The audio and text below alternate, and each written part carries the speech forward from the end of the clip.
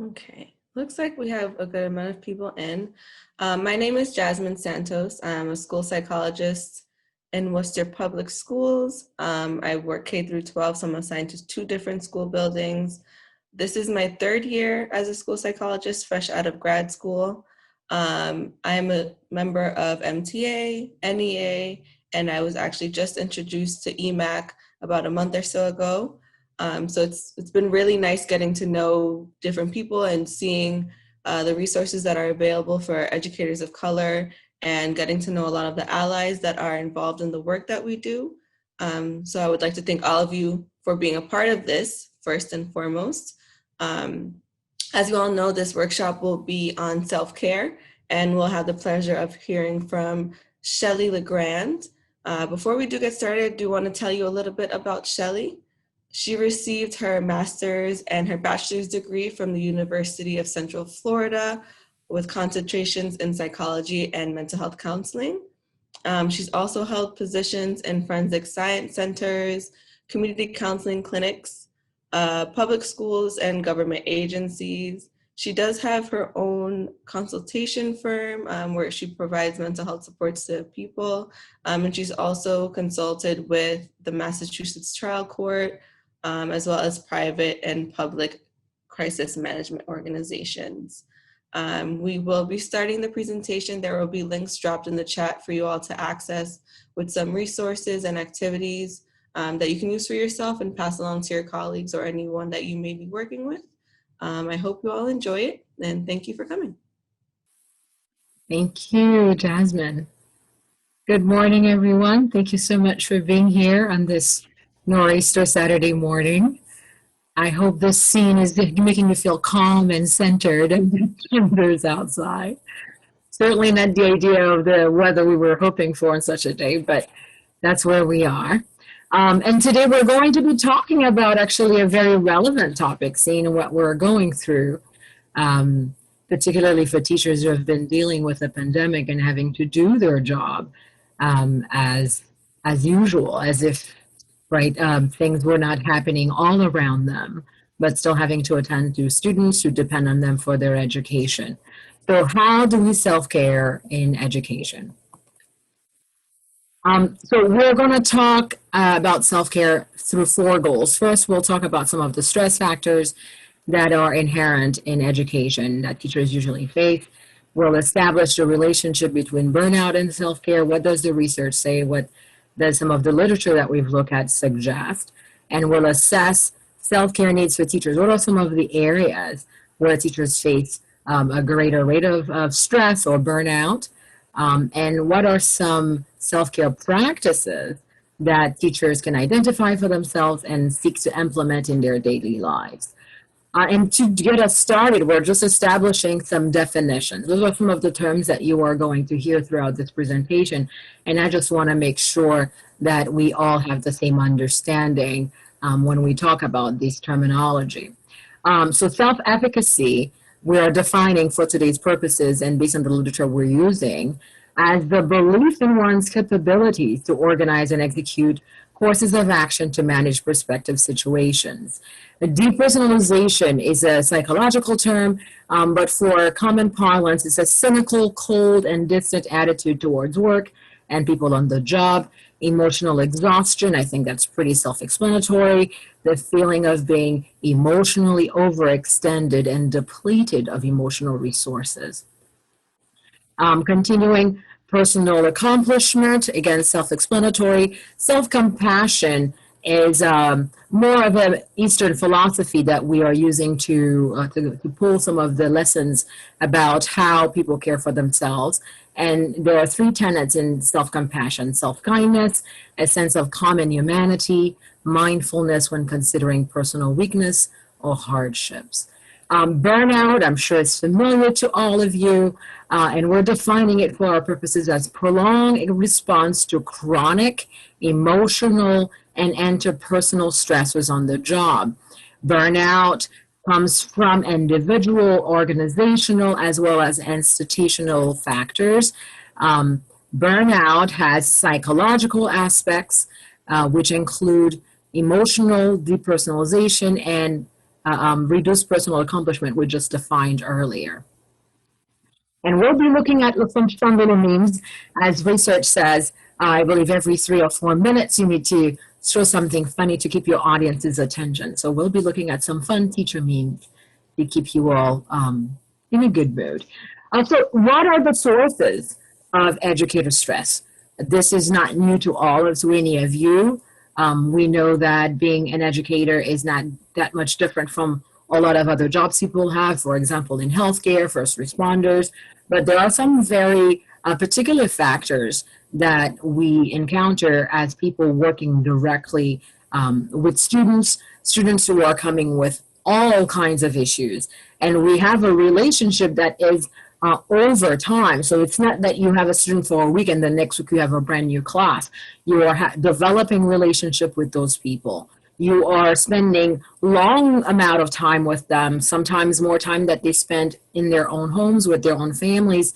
So there are some issues, some elements of being a teacher that are very unique to the profession. And teachers also have to contend with their own realities. They have to manage their families, their communities, their personal pursuits. So all of their own personal life events factor in how they are interacting with the job, with the profession, with whatever might be going on with the teaching profession on a social or political platform. So some of those personal events, of course, contribute to burnout. Dissatisfaction with testing and accountability, I'm sure, is a major one for a lot of teachers. There's been a lot of talk about, and most recently, whether standards are going to change so that we have national standards, and what will that mean for how teachers are assessed, and how compensation will be determined based on those elements of testing. So it is an issue that keeps people in the profession in a constant state of uncertainty, right? Because some of those decisions could be used to determine whether you keep your job and how you are promoted and how compensation is allocated. So very concerning and a source of stress for people. Heavy workload. Classrooms are getting bigger and bigger.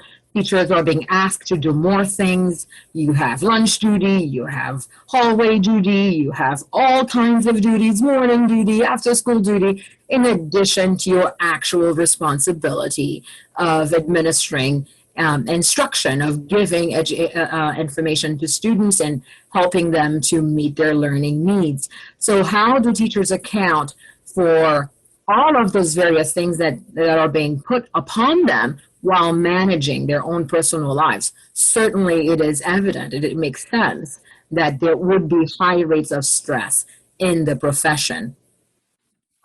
Massachusetts is one of those states where teachers are lucky to have a very, based on districts, some good compensation packages, but I think earlier, even before the pandemic, it was quite infrequent for us to see on the news teachers posting their pay stubs and showing just how little they're coming home with, right? And having to pay more and more of their income into pension plans, into health insurance, into all of the kinds of things, which means they're not bringing this money home. So the poor benefits, or poor and poorer benefits, and the low pay certainly add incrementally, significantly, I mean, to the stress and the burnout rates in the profession.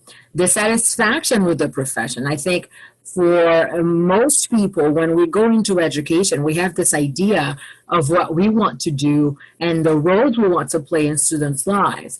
And as the culture, as the field is changing, we are seeing a lot more infiltration and integration of technologies, which are putting teachers really on the periphery of education. While some of that certainly assistive technologies do make our jobs easier, but the definition of what it means to be a teacher, I think, is eroding. So people who went into the profession for the love of teaching, for what it means to play an important role in the life of a student, are finding themselves dissatisfied and disenchanted with what it's turning out to be.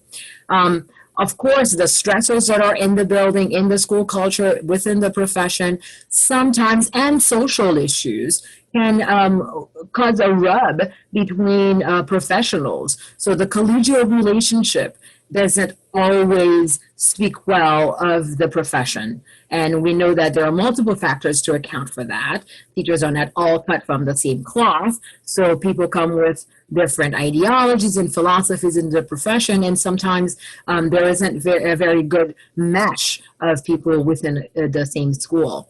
Conditions in the workplace. I know most recently Boston Public School, and I'm not calling them out, for example, was cited for having school buildings where the rate of lead in the water was significant. Asbestos in classrooms, or classrooms having to meet in the basement or in closets for lack of space. I mean, certainly teachers have to deal with a lot of unusual situations that most professionals may not necessarily ever think about when they go to work. So that adds to what we have to manage and navigate when we enter the profession. The school culture, a major part of any work environment is the culture. What is the politics? How are things done? What is the way to get movement on projects, on ideas, on plans? That has a lot to do with your sense of belonging in a school building, in a school organization, in a district, having a sense of justice, social justice, equity. All of those elements contribute to dissatisfaction, to stress, and to attrition eventually, if not burnout.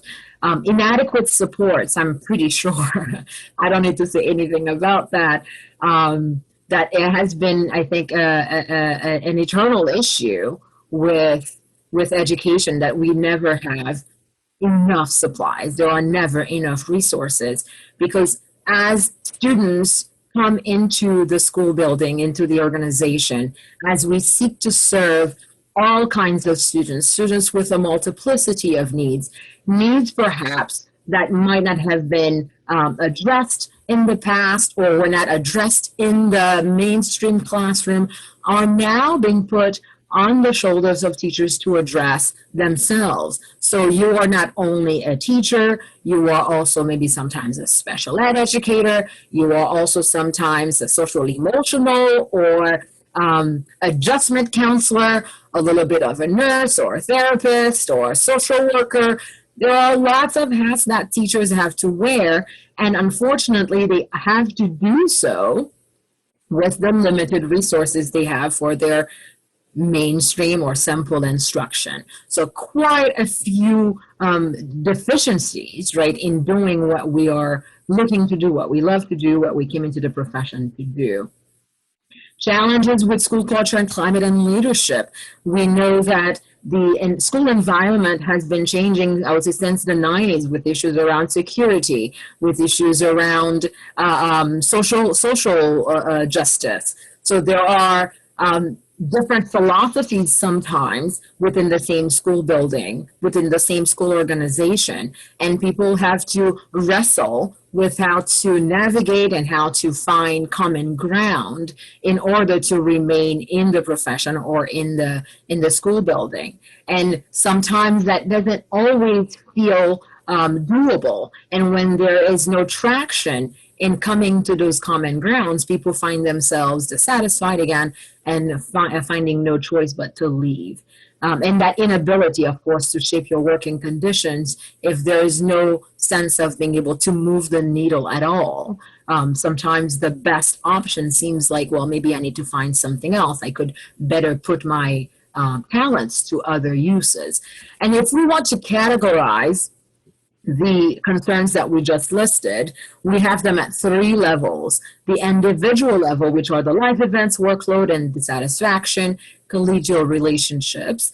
The organizational level, those are the school-specific issues, workplace conditions, school culture, supports, and leadership. And then institutional, which are the benefits, pay, and other issues that are a little bit more broad. And the reason we organize it to such a level is because how you interact with those various stressors, it depends on your locus of control. What is your purview that you hold in a relationship with those various stratum? So for the individual level, the self-care tips and strategies that we're going to talk about are going to be very useful because you are able to directly implement practices that will mitigate, that will enhance or reduce impacts of negative stimuli. At the organizational level, it will require a little bit more collaboration, connecting with other people, doing things as organizing, advocating, or policy development that you may not be able to do on your own. And at the institutional level, of course, a move or an outgrowth of the organizational strategies. So just keep in mind for those three levels, as you think about, well, I do face all of those stressors. So what do I have within my reach? What are the tools that I possess to address self-care issues or burnout sources from those various levels? And we're going to talk about a few strategies that you can use. And some of those strategies are those that we actually use in counseling to assess what is the source of a certain stressor, what is the relationship between the person and the stressor. Is it something that you have immediate purview or control over? Is it something that has immediate or urgent meaning or relevance for you? And then what is the impact? And make a decision about, is it something that you want to address immediately and remedy, something that you can delay, or something that you could ignore and choose to not address a certain issue that causes stress is actually a way to manage your response to the stressor. More globally, the stressors that we encounter in education fall within stressors that are part of, or factors that are part of well-being in general. We're looking now at the Wheel of Wellness by J.M. Whitmer and T.G. Sweeney and Myers.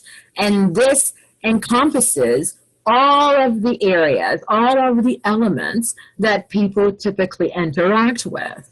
And if you are looking at the blue circle, it addresses 12 very different factors, including sense of worth, sense of control, realistic beliefs, right? As teachers, we are expected, and we do genuinely have very high standards for our students. We work really hard to see them achieve. And as the standards get raised more and more, we need to adjust how we respond to the challenges that we face while maintaining realistic beliefs, while achieving and endeavoring to raise our students' performances to meet the standards. So managing those various elements in the job and in our lives in general requires a very delicate balance. And wisely, at the center of this wheel of wellness, the researchers included spirituality and self-direction. And I think that speaks volumes as to the key to well-being. And the key to well-being begins most of all in a very intrapersonal and deep level of spirituality, a sense of purpose and balance, a sense of awareness and recognition of one's limitations, right, is key to managing and balancing the various stimuli that are calling at us, the various areas and challenges that we are called to navigate. First, as individuals in a very complex society, and then as teachers who are shaping citizens who are raising and nurturing minds and souls, really, that are going to be members of our society already. Because children, I think, as technology becomes more available and more widely used, are becoming very active members of society and not waiting to be 18 to be seen to be an adult.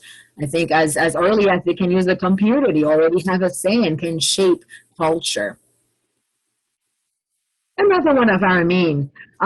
So for us managing student behaviors, managing our realities, we need to have a sense of efficacy.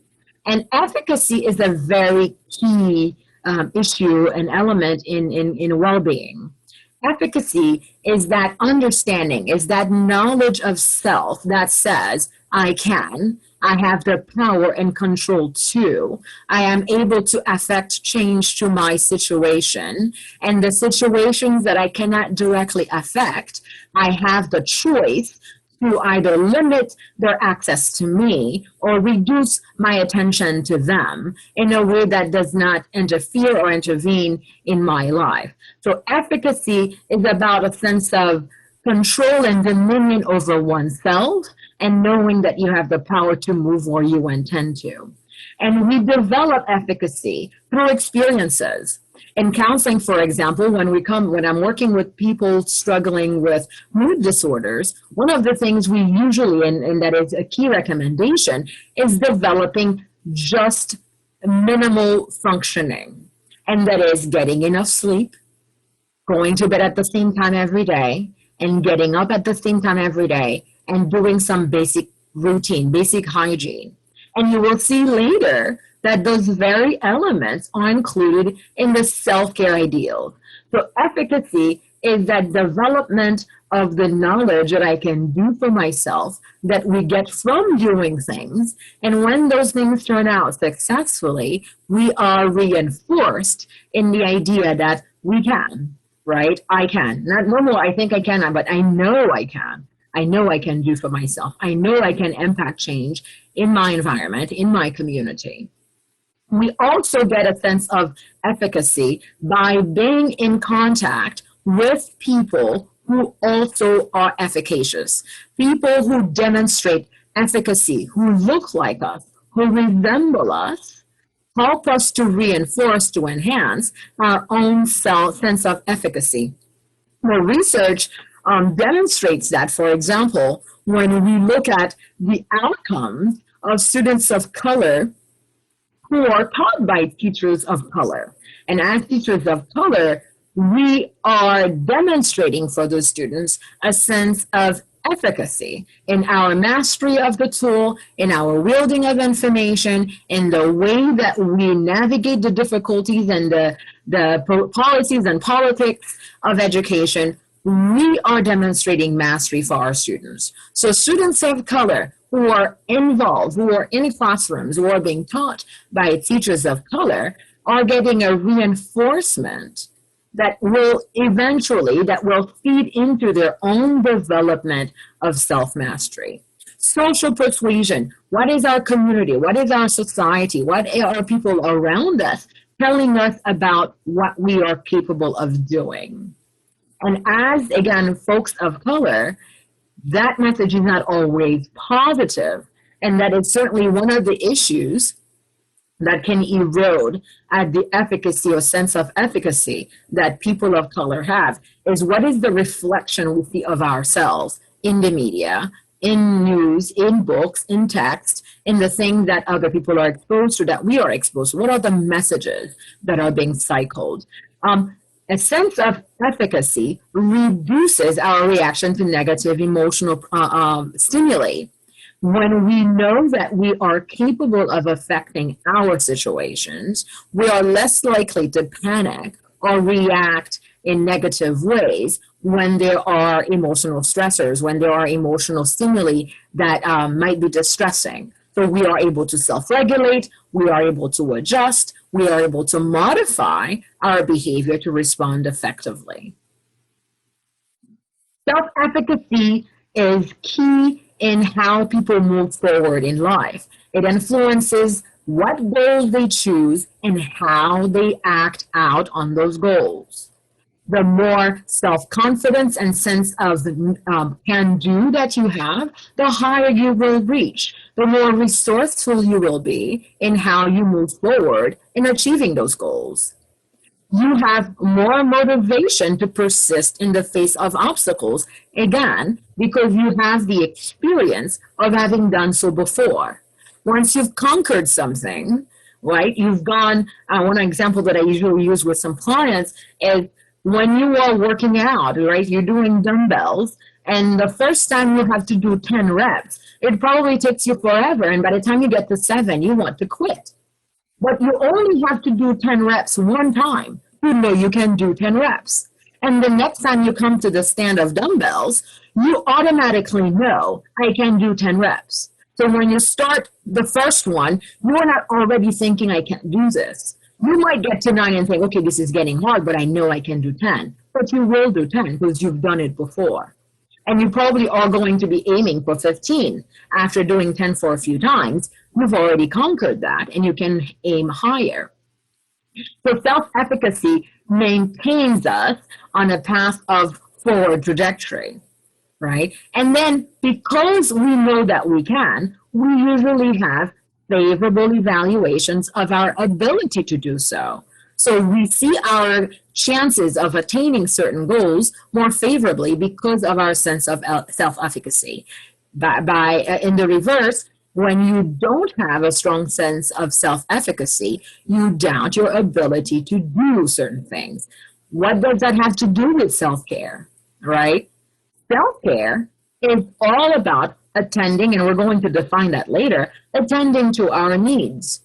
If you don't really believe in your ability to appropriately and effectively respond and attend to your needs, your efforts are probably going to be mismatched or misaligned, and there will be a lack of persistence and consistency in those efforts because there is some seminal doubt about the effectiveness of your skills, of your ability to pursue those goals.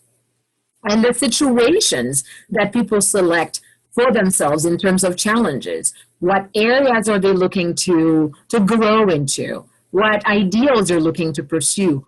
All of that is influenced by the sense of self-efficacy. So well-being, self-care, and self-efficacy is an interconnected set of gears. If your well-being is malnourished, if you have a sense that you are not functioning well, you're feeling unhappiness, you're feeling down, you're feeling unmotivated, there's a pretty good chance that either self-efficacy or self-care needs a little bit of revamping. Because the elements of well-being are maintained through self-care, and self-care is informed by self-efficacy. If you don't believe you can impact change in your life, you are less likely to take the measures that would bring such changes about.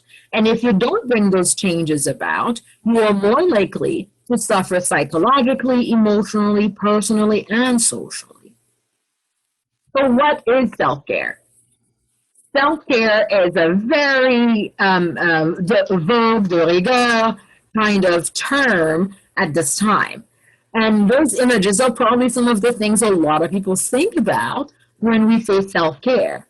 But self-care is not pampering, and pampering actually can be self-care. That doesn't always have to be.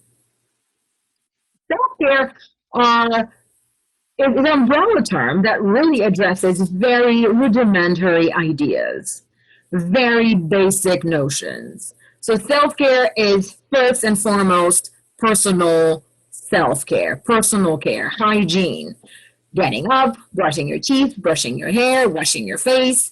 And most people will think, well, we do these things normally, but a lot of people don't have the time to do these things as the result of overexerting themselves in work pursuits. How many people fall asleep in front of the television on the couch some nights, right? Quite a few. You fall asleep while reading papers and you don't wake up until 5 o'clock in the morning. You probably didn't take a shower. You probably didn't change your clothes. You probably maybe didn't even clean your dishes. They're still sitting around you as you try to get all of your work done. So that's neglecting your hygiene, right? And because it is such a regular part of our lives, we don't really think of it as a major issue. Because work is such an important element, we typically sacrifice even some basic self-care items in order to meet all of the demands that are put on us. Nutrition. Teachers are big on neglecting their health when it comes to nutrition. We snack on whatever is available in the snack machine, although some schools are going away from, the less nutritious kinds of things, but we don't have time. Teachers have to eat while doing everything else, while grading papers, while running to the copy machine, while getting to the administration to pick up some stuff, while picking, never really enough time to sit and eat and enjoy a meal. And those things, those 5, 10, 15 minutes that we could take to provide care for ourselves are key to maintaining well-being. So, as a teacher, taking your lunch break, moving away from your desk, going to an actual eating area and eating lunch is self-care. Doing no work, not even talking about work during that time is self-care, because you are able to shift your mindset to something else. You are able to focus on different stimuli for a time.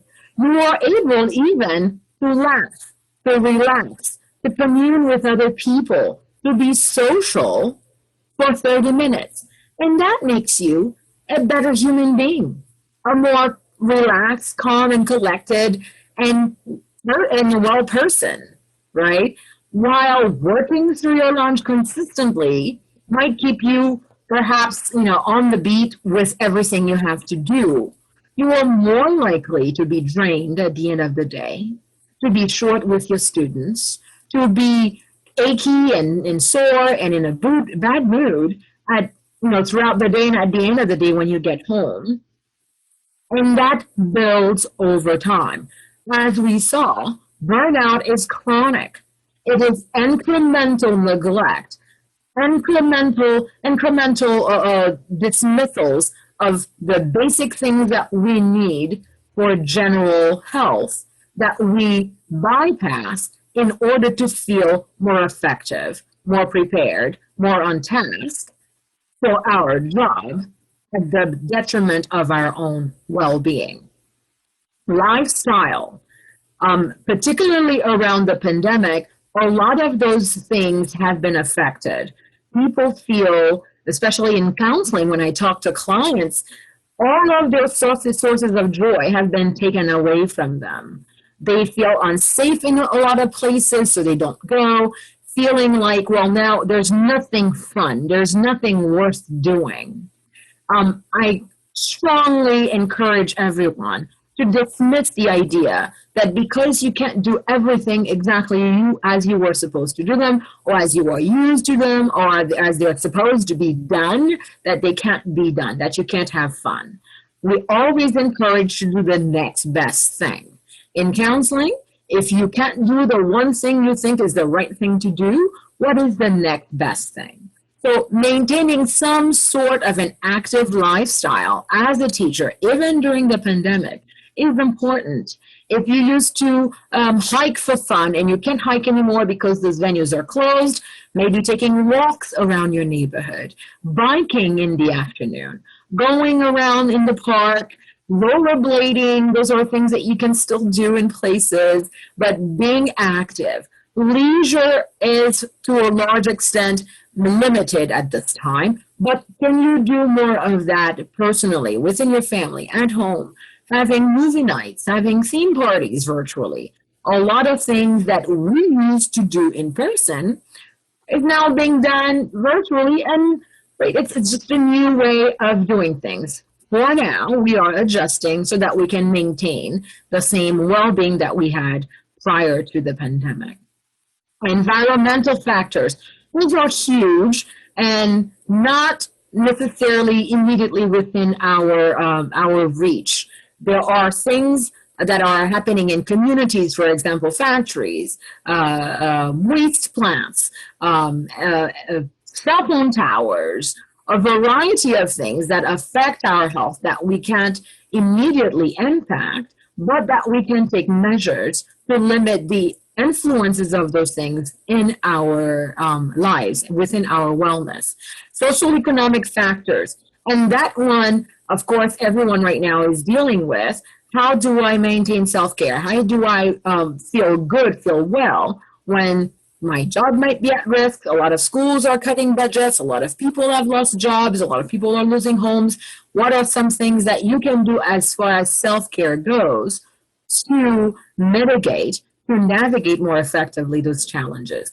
We do have a list of suggestions of activities that do cover some of those various components. So we will look later on to see what is available to you and what are other avenues that you can utilize to get support in those areas. Self-medication, taking medication if you are prescribed, or being on a medication regimen if need be, is part of self-care.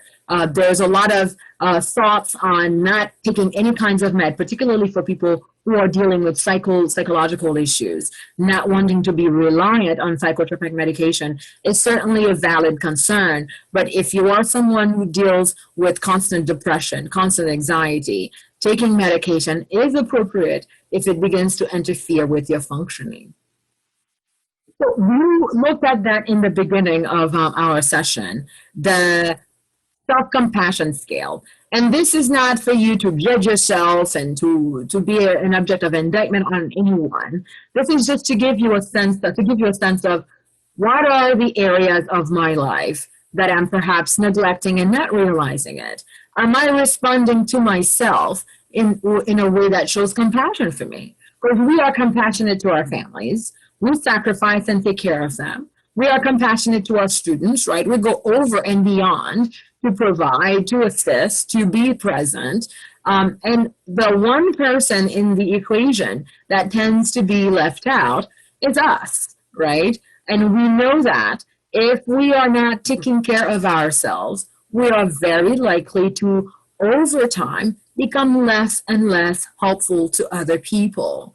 That's what burnout is. And there's also compassion fatigue, which in the helping professions, for teachers, for counselors, for therapists, for nurses, after a prolonged career of doing for other people, of always being the giver, of always being the good, understanding, and patient and bigger person, that eventually, without appropriate maintenance, we begin to lose that goodness and turn the other way, right? And start becoming caustic and abrasive and sarcastic and hurting the very people that we sought to help. So nurturing ourselves is important. And you can't nurture yourself unless you recognize the need for that nurturance. So very important to, as you look at this, to just keep in mind and being honest, right? This is not something you're going to be sharing with anyone else. Where do I fall within self-compassion? What are my ratings? What are the needs that I'm neglecting in myself? I've also shared with you the wellness scale. This is important for people who are, again, in helping professions. I think this was normed with nurses and has been used with teachers, and it's a valid scale to use to assess how you are functioning.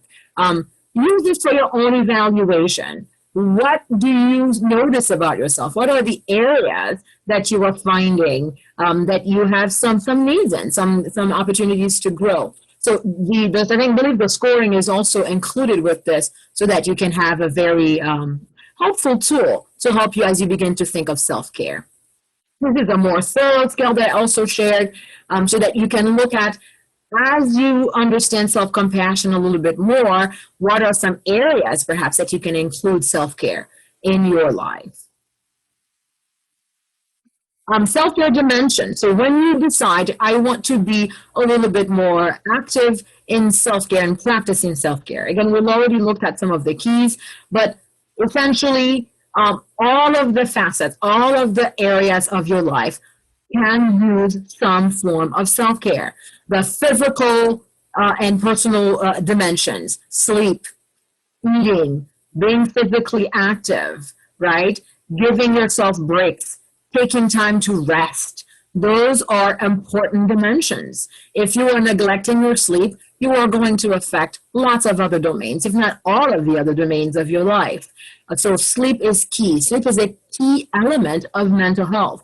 Whenever we work with clients in counseling, in my practice, one of the questions I typically ask within the first session, how's your sleep?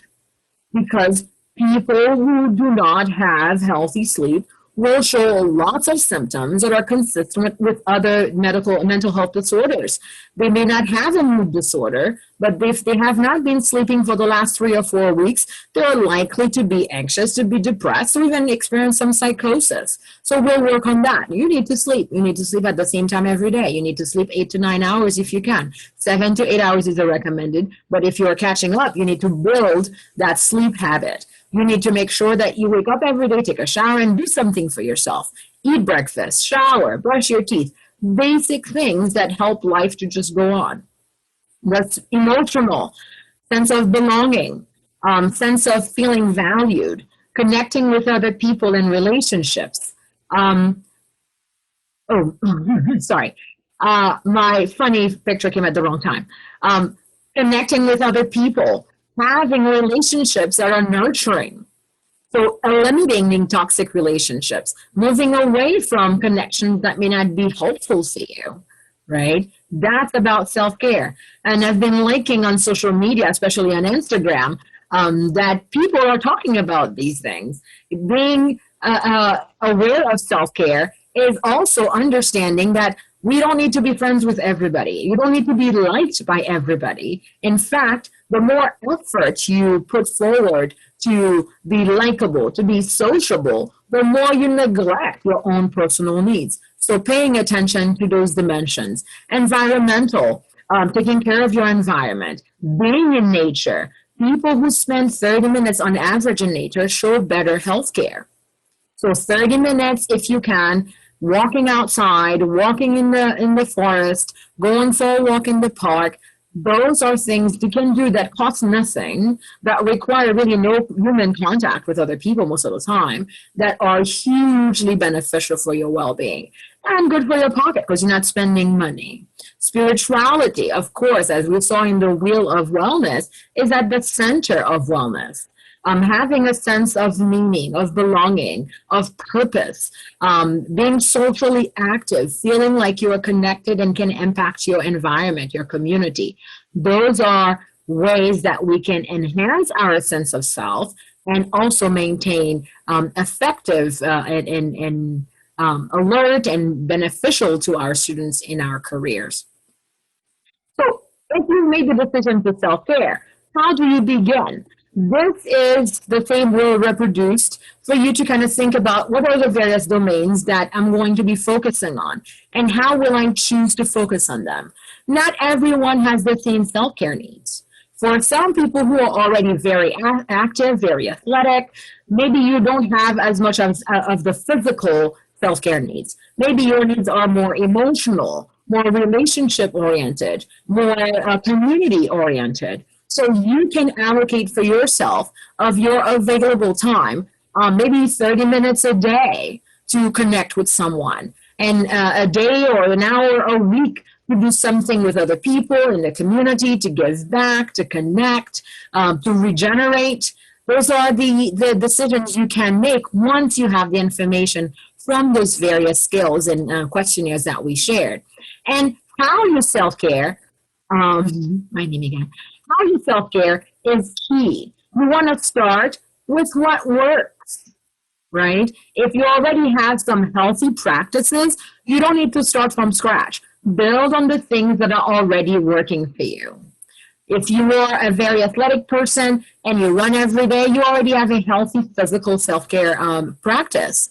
So maybe enhancing that, being more mindful as you are running, Try to clear your mind and use your run as a process to an element of processing or a therapeutic exercise, right? Maybe focusing on some personal growth idea, right? Being more compassionate, being more self-aware, being more grateful as you are running, making your runs more useful to you rather than just, for physical activity. You can enhance the significance of the other exercise and elements you already have going on. Start small. If you are not very actively managing self-care or practicing self-care behaviors, start small. Again, the key things are sleep, exercise, eat well. If you begin there, you can build on that sense of, oh, I can do for myself. Remember, we talked about self-efficacy before. So I know these things that I'm doing are making me feel good. Maybe I could do more. I could reach higher. I can identify new paths for me to grow on. Create routines. The most helpful behaviors are the ones that we are able to repeat every day. If you only do self-care here and there, if it's a haphazard kind of activity for you, it's not as likely to be effective, and you're more likely to quit and to give up and to feel, unmotivated to continue. So integrate your self-care in a routine that you consistently do so that it is more likely to be sustainable. And then certainly one way to make sure that, you are reminded of it is to join with others. We are more likely to do things that we do in groups. So if we run as a group, 2 or 3 people who run every other day, we're more likely to run together and individually than if we were running ourselves by ourselves. So build a team, create accountability with other people who have similar goals, and identify people who are like-minded, right? Because we are more likely to work with other people that we get along better with. Some things to keep in mind. Self-care is, again, rudimentary, fundamental, not a big push, not a big stretch that you need to do either financially, time-wise, or investment of energy. So use healthy strategies. Sometimes self-care is about harm reduction, doing less of the harmful things so that you can make room for the positive thing. So keep focused on doing things that are doable, sustainable, achievable, staying physically active, right? If you can ride your bike instead of riding your car, or walking instead of riding a bike, or both, do that instead. Eat healthy food, right? Comfort food right now is big because we are in states of stress. We are feeling pressured. We are feeling overwhelmed. But as we develop those negative comforting habits, we are neglecting self-care. So if you eat healthy, even if you are already stressed, you're actually responding in a very beneficial way to the stressors and are likely to manage the stress more effectively than those who are not. Get enough rest. Practice relaxation. And relaxation doesn't have to be yoga or some other method. Relaxation is just basic stretching, standing up every few minutes, taking a break, moving away from your desk, going outside for some fresh air.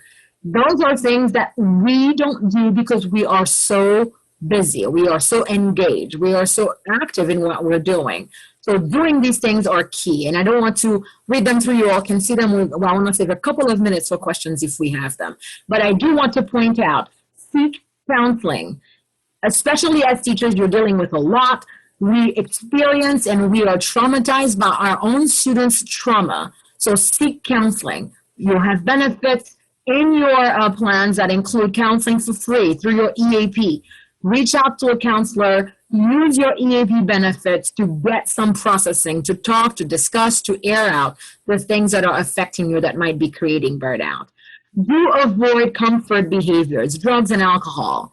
Do avoid perfectionism and all or nothing thinking, meaning if I can't address all of those domains at one time, then there's no point of doing them. No. You want to begin where you can. You want to build on strength. You want to do one step at a time, change one behavior at a time, and then build on that. Avoid isolation. It's not a contest. You don't have to do it by yourself. This is not the Ironman marathon or Ironman, I think it's called, contest. So you're just doing small things that are going to be personally beneficial and beneficial for your families and students. Avoid excessive spending. Self-care is not pampering. You don't have to spend money to feel well. You really just need to pay attention on how you are doing and implement the kinds of behaviors that will help you to feel better. Avoid competition, I think I mentioned already, and excessive behaviors. Self-care is not harmful. Self-care does not result in hurt or pain or injuries. So small steps, basic things that you can do to improve your life. And as you do that, you should be starting to feel a little bit lighter, a little bit better than where you started from. So if we have any questions, I'd like to open with that at this time.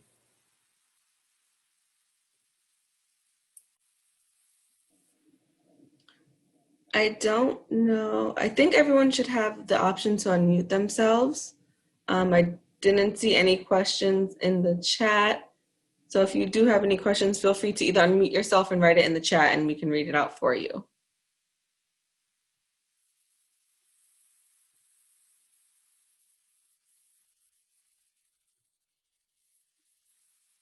So somebody was asking for the PDF version of the document. I don't know if we will be able to post them later on the but I'll certainly be available to the staff, and maybe we'll be able to share it out.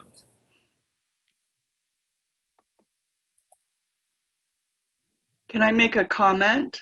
Absolutely. Okay, I just wanted to say that I have done and taken some self-care type workshops before, but this one, I really appreciate hearing that even doing harm reduction is good, and the fact of starting small, and you know, the correlation between burnout and not taking care of yourself, little bits at a time add up to something much bigger. Those are things I had not heard before, so I really appreciate that. Thank you. Thank you for the comment.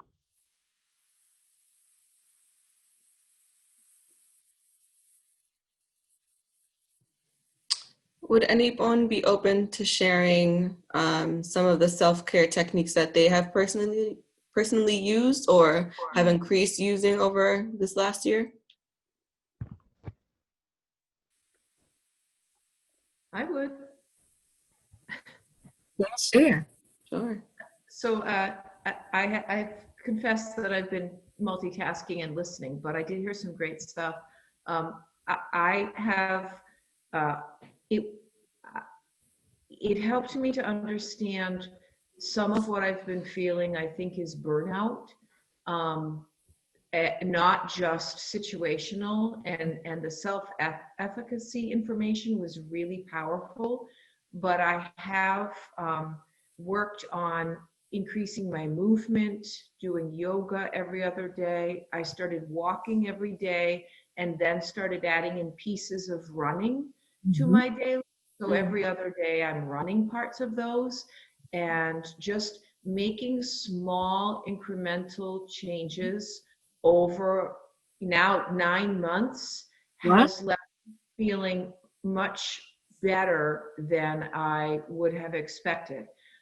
So I would highly encourage people to try, and I started talking to a counselor a little bit as well, to try and manage some work overload. So too much focus on work, it does some damage to relationships. So having someone to talk to about that. But it is so helpful to do those small incremental, to know that you're empowered. I know I can run that chunk of the route. I've done it before. Some days it feels better than other days, but keep going. A sense of accomplishment. And if anyone had told me a year ago that I would be running at 7 o'clock in the morning when it was 30 degrees out, I would have said that will never happen. But I found trying things to see what makes me feel better. And then if they work, continuing to do those things. One of them is doing it before I sit down and start teaching, has been really helpful. So this has been great information, very appreciative. And it really does help to do those things. Thank you. Someone put in the chat that how do we encourage our colleagues to not think of self-care as an expense issue? And I just want to share from my own personal experience with clients. A lot of the clients have high maintenance standards, whose nails are always done, who always get their hair done, who are always looking put together, well maintained. The mental health doesn't always seem to align. In fact, that standard has become more of a source of stress because I have to look a certain way. I have to project a certain outward appearance. And if I can't, then that people are going to see that about me. They're going to think this about me. They're going to not look at me in the same way. And so that is no longer self-care. Well, that's one thing that I really hope COVID will get rid of, because, you know, I've read articles about people are seeing each other in their homes, wearing casual clothes, not all dressed up, not big hair and makeup productions. And, you know, I'm hopeful that maybe we can take that back where there isn't such a pressure to look a certain way and spend so much time and money trying to look that way. And I always love the self-care. I was reading an article in the New York Times about some Instagram article on self-care having to do with some rare fruit. I think Cindy Crawford had a commercial for that, like a $70 potion that you're supposed to apply to your face so that you can always look young and your face can be rejuvenated because you love yourself and you're worth it. And so if I can't afford a $70 cream, I don't love myself, I don't feel like I deserve it. No, that has nothing to do. I think that's a really important point too, especially during this last year. You know, a lot of companies and organizations have capitalized on the fact that a lot of people are going through a lot of emotional stress and other types of stress in their life. So it almost guilt you into thinking that if you aren't spending X amount of money, you're not taking care of yourself, which isn't the case. And then you end up finding yourself in that vicious cycle of, you know, I'm not doing what they say I should be doing, so it's not self-care. But self-care really doesn't cost anything. Not at all. In fact, if you have to buy it, you are putting your, if you have the financial means to afford a day every month, great, right? Because you want your resources to enhance your life. But if you have to save for 3 months to go to a spa day, I don't know how beneficial as far as self-care I would call that, because it is a stressor for you. You are neglecting other things, like maybe eating organic, maybe having fun meals with your family. You are spending and willing to do certain things because you think that's what's going to make me feel good. Your ideal is projecting forward what you can be doing today. So managing the small stressors, responding in effective and healthy ways, in ways that do not cause emotional, social, or personal stress. That is self-care. And at the key of self-care, at the root of self-care, is self-compassion. You do for yourself the things you want to be doing. You do for others already. And responding in a way that is guilt-free. I myself sleep. Some days it's okay that, you know, I don't attend all of the meetings, or I may have to do my PDP a little bit later. I don't have to be the first one to get it checked off. And maybe I have to pass on the buck, because as teachers, we feel responsible for so much that we end up taking and doing other people's jobs. Right? There are other organizations, there are other professionals who are responsible for things in the building. Sometimes self-care is saying, okay, I understand you have this issue. These are the people that are going to help you. And I'm going to walk you through them to make sure you are connected. But I take this on, right? Self-care is saying no. And no washing off your hands. And no is, let me guide this. Let me provide that guidance that brings the person in the right place where they can get help without being self-centered to their issue. Self-care is not looking to be the most important person in the room sometimes. Because puts a lot of burden on you. So Lynn was One thing asking, oh, go ahead, Shauna. I just wanted to say one thing that I also appreciated was you talking about taking lunch. And I work in higher ed, and that is a huge problem in higher ed. And a couple of years ago, I would book a room once a week and then tell our union it's drop-in lunch. Take your lunch. We'll all go to a place where you're not in the cafeteria being pestered by faculty and students, and we won't talk about work. And it worked out really well because we got to know each other. We talked about other things, movies, families, books we were reading, things going on in the city. And, you know, when we go back in person, I'm going to start that again because it becomes a habit. Once you stop doing it, then it becomes a bad habit where, oh, I'll just skip lunch and then leave 15 minutes early, or I'll just skip lunch so I can get this done. And, you know, the other thing for us, because we're paid hourly as ESPs, you're donating money and time to the employer. Yes. So Lynn, your question about the documents, are you asking about the ones that were dropped in the chat or the PowerPoint presentation? I'm sorry, the PowerPoint presentation. Okay. I know it was recorded. I do believe that the material will be emailed to everyone, but I can definitely double check with someone on that for you. All right, thank you. It was great, thank you. And then Jennifer was asking if there are any, what resources you recommend for students to practice self-care. I have a few that I like to use with my students, but Sheila, what do you recommend? Self-care for students, very important because of the pandemic. A lot of their norms, like everyone, have been upended. So maintaining consistency in the routines that are helpful, connecting with friends, spending time outside. Our students, our young folks are glued to social media, glued to their phones, glued to the screens. They're already spending 5-6 hours on Zoom for classes, and then they spend the bulk of that time, the rest of their day, chatting or scrolling through social media. Encouraging them to go outside, do something physical. If they don't play sports and they're not practicing sports, just be outside in the fresh air is beneficial. Do something with their family. Help their family prepare a meal or prepare meals for themselves, right? Look up a recipe and do something that you would like to eat.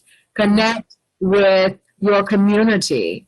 Going to the park, this is something that a lot of teens, you know, kind of stopped doing because malls were the place we hang out. Now, a lot of the malls, indoor spaces are being discouraged. So going to the park, being outside, being physical, pick up a new habit.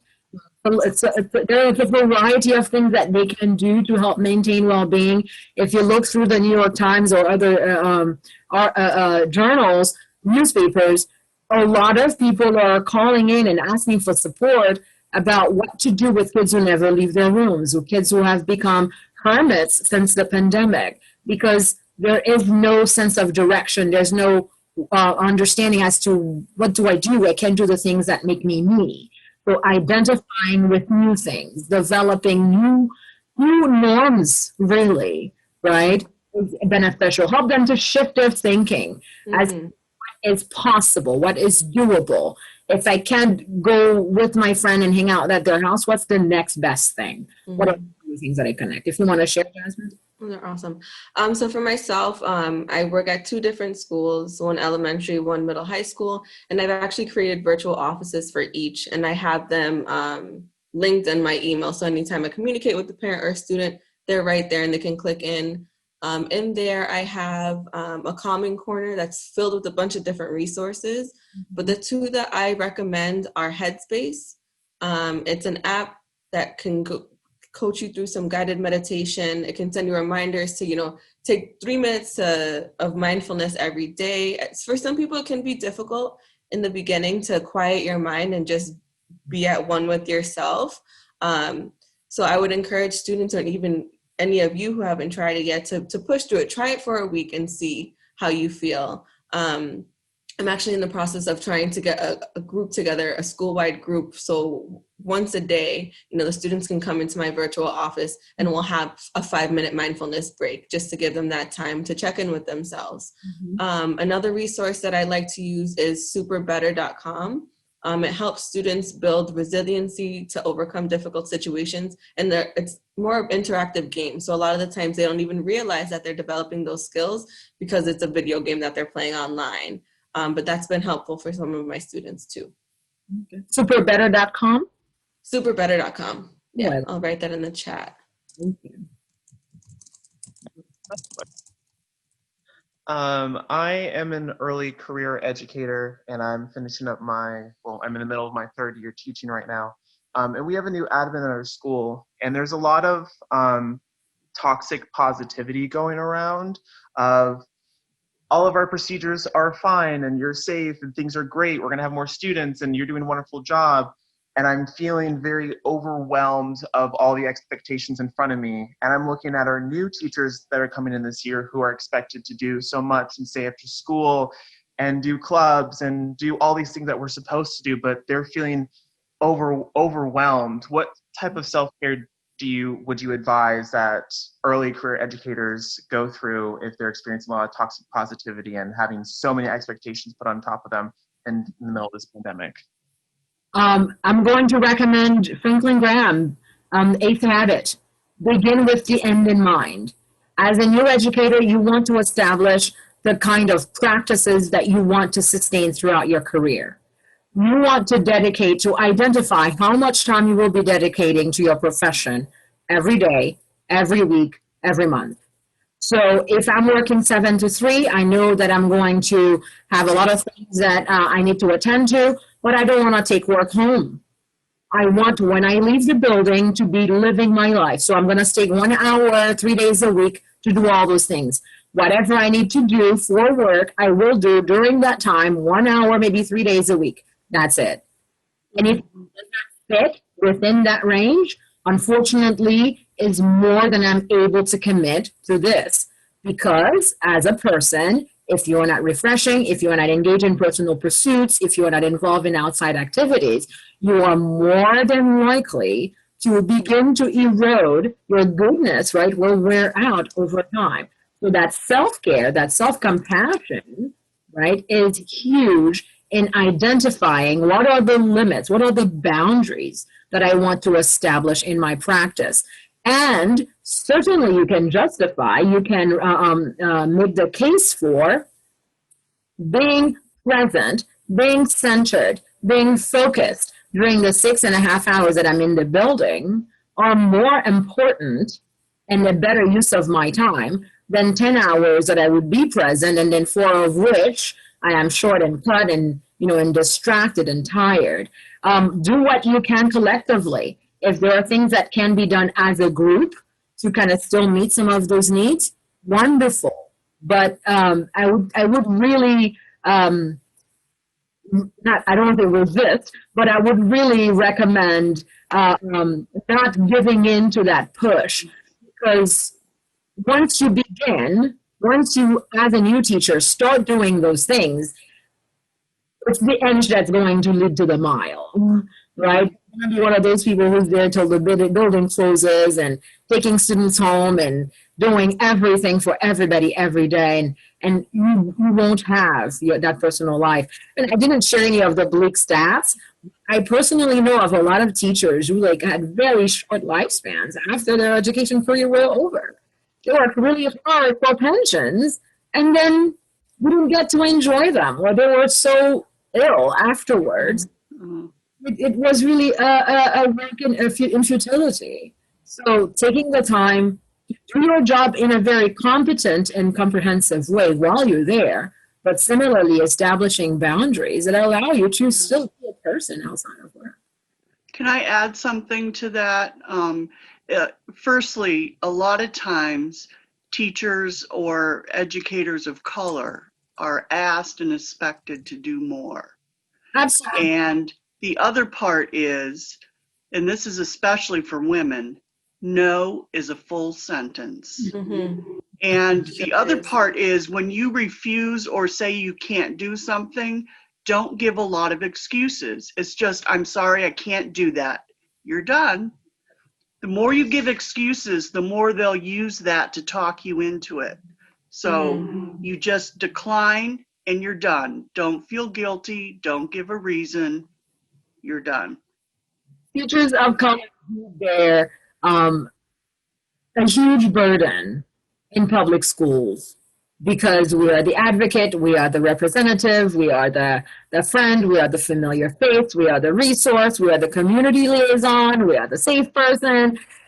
It is exhausting to be a person of color in education, especially if you speak another language. God, you like everything. You do it all.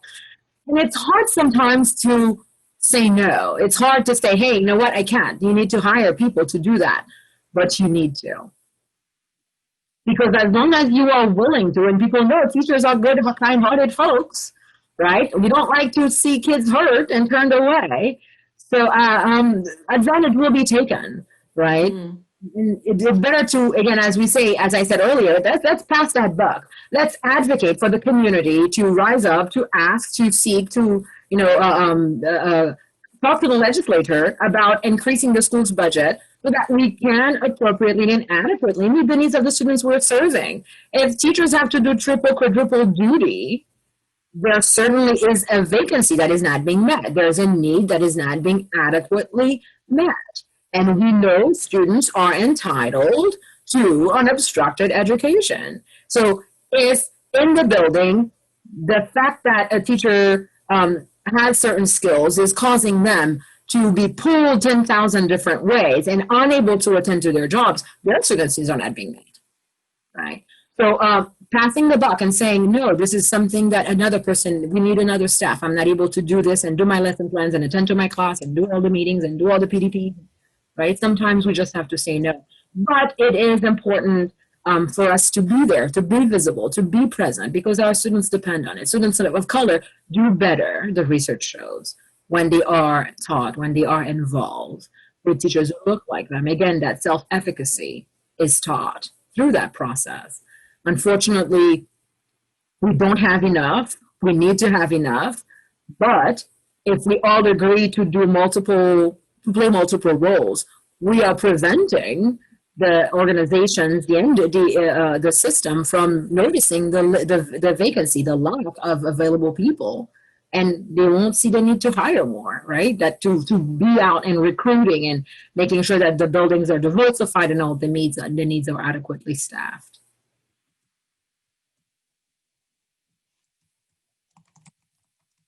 Thank you. Very long response for your question, but it is a big conversation, certainly. Do we have any other comments or questions? If it's okay with you, Sheila, I'd like to share copies of my virtual office. So people can look in there, see some of the resources that I have. Hopefully I did this right. So it'll force, if you click on the link, it'll force you to make a copy. Just give me 1 second to grab the other one.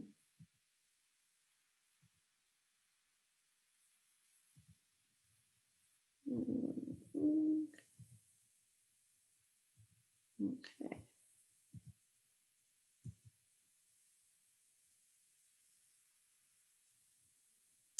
Let's see.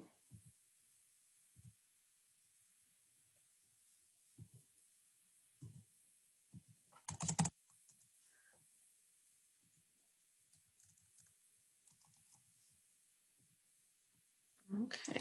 While Jasmine is doing that, I want to ask of the educators in the building, in the audience. Throughout the pandemic, certainly folks have been dealing with their own personal health and now teaching remotely. What changes have you needed to make to your personal self-care regimens to continue being one? What adjustments have you made?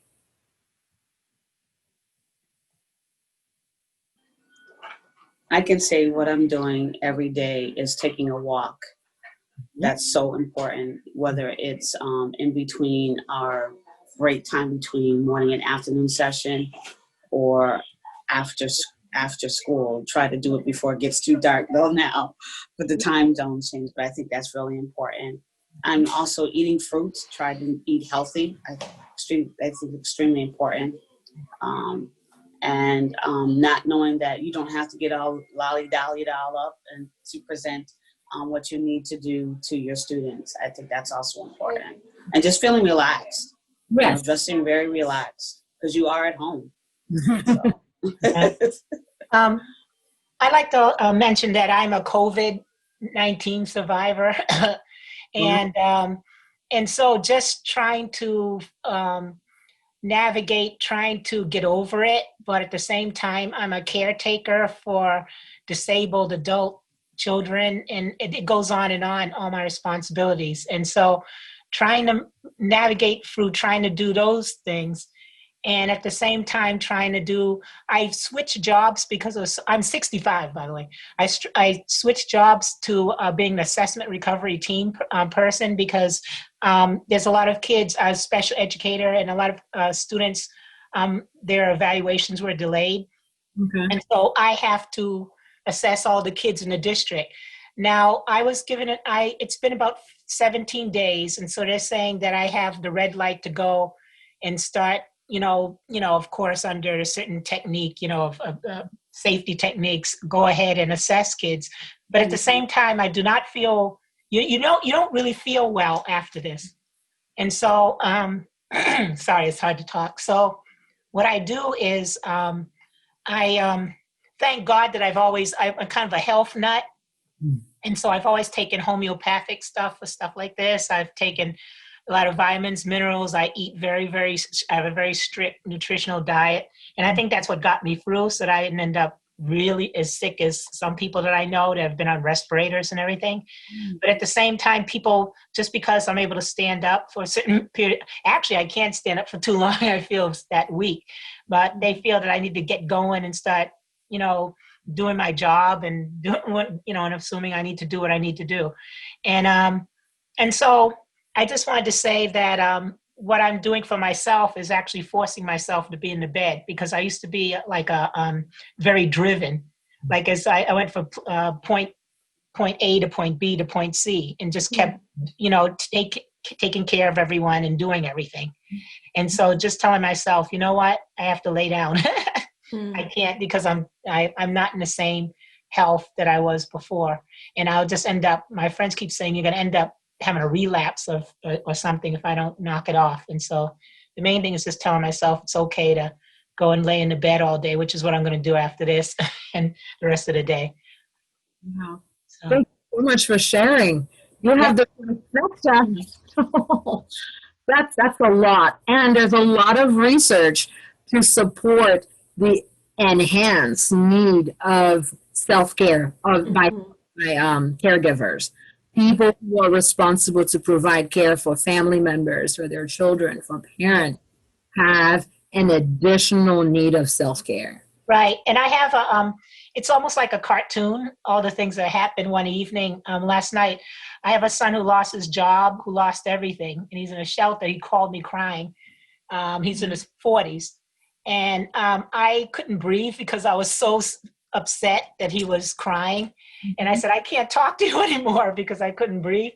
And so I was, hurting about him. And then there's a guy that sings opera outside, and he was singing until from 2:00 till like 3:00 singing opera. And then I have a neighbor above me who was lightly hammering on the floor.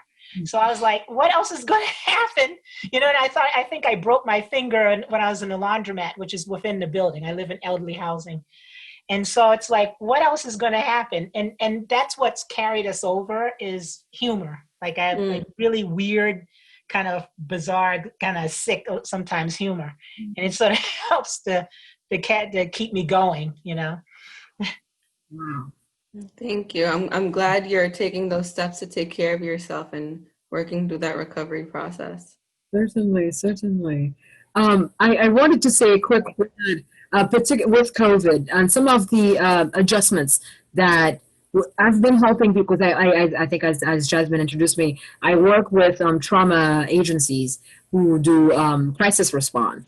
And so I've been helping people all over the country who are dealing with the fact that now work is coming home and there's there's no way now to get that transition you used to get in your driving to work for 45 minutes or maybe 10, 15 minutes. That's time that you used to be able to kind of shift your mindset. This is my work life, this is my personal life. Now it's all one. And how do you do that? So just some quick tips on how we can do that.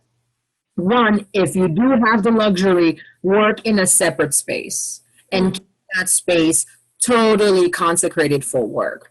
And at the end of the day, close it up. Leave it.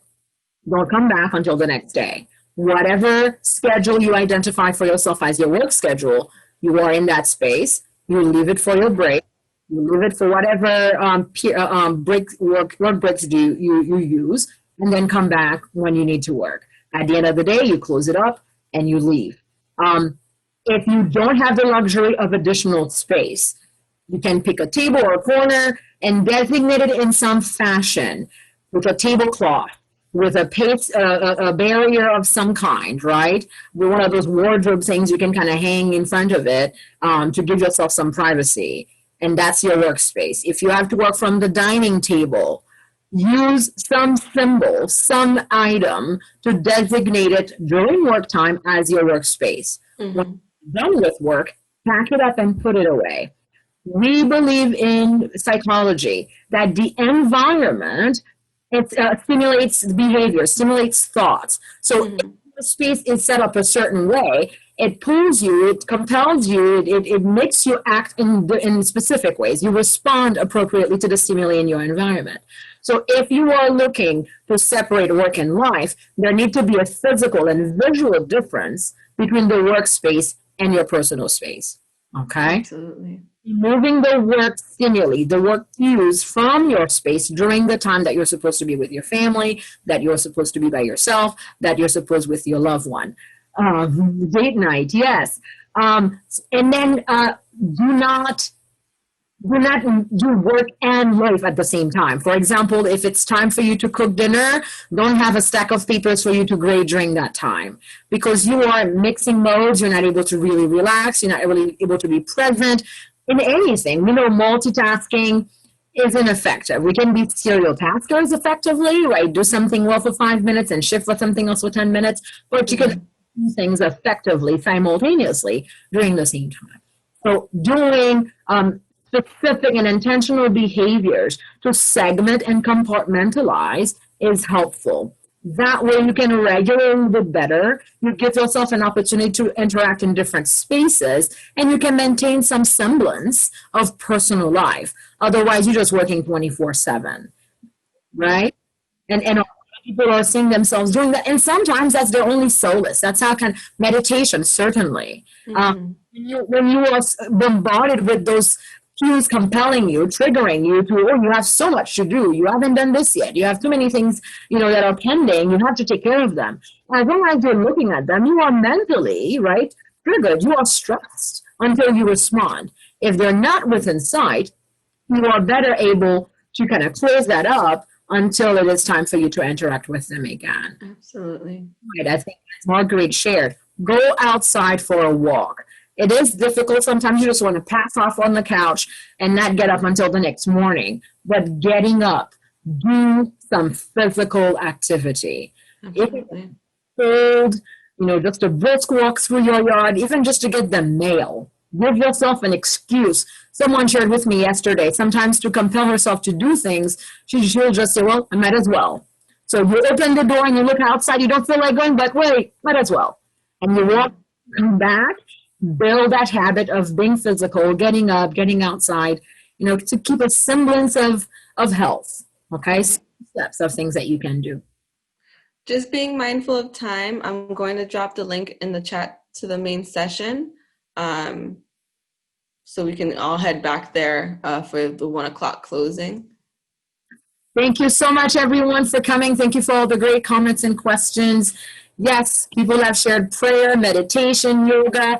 whatever practices are beneficial for you. Self-care is very unique to the individual. It is what you need, what you are lacking, and the things that work best for you. So identifying a set of practices that you can do consistently, you can do regularly and intentionally, so that you can maintain well-being and continue to be effective for your students. Have a great rest of your weekend with the nor'easter in Massachusetts, and be safe. Thank you for coming. Thank you all so much. Thank you, Sheila.